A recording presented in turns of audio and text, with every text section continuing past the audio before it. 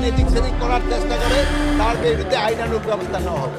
আমাদের এখানে ইটের সার্বিক প্রস্তুতি খুবই ভালো। আপনারা দেখছেন ইভেন যে এখানে মেডিকেল টিম রয়ে গেছে, গরু কোনো অসুস্থ গরু যেন ঢুকতে না পারে, কেউ কোনো আহত হলে তার জন্য ব্যবস্থা রয়ে গেছে, প্রচুর পরিমাণ আনসার দেওয়া হয়েছে। এই জন্য ব্যবস্থাপনা সব দিক দিয়ে ভালো।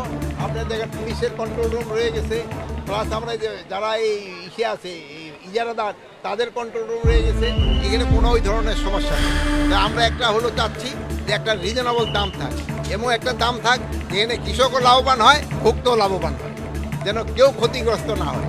যদি আবার দাম খুব কমে যায়, কৃষক যে সে ক্ষতিগ্রস্ত হয়, আবার দাম বেড়ে গেলে ভোক্তা ক্ষতিগ্রস্ত হয়। আমরা চাচ্ছি এমন একটা দাম যেটা দুজনেই লাভবান থাকে। নিরাপত্তাটা কেমন দেখলেন হাটের? হাটের নিরাপত্তা তো আপনি তো দেখলেন, আলাদিনে তো নিরাপত্তা খুবই ভালো।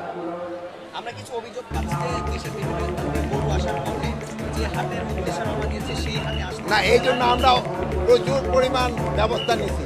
প্রত্যেকটা ট্রাকের উপরে লেখা আছে তারা কোন হাটে আসবে। এই ব্যবস্থা যদি কেউ কোনো স্থান এদিক সেদিক করার চেষ্টা করে তার বিরুদ্ধে আইনানুগ ব্যবস্থা নেওয়া হবে। ঈদে বিশেষ কোনো ঝুঁকি বা এরকম না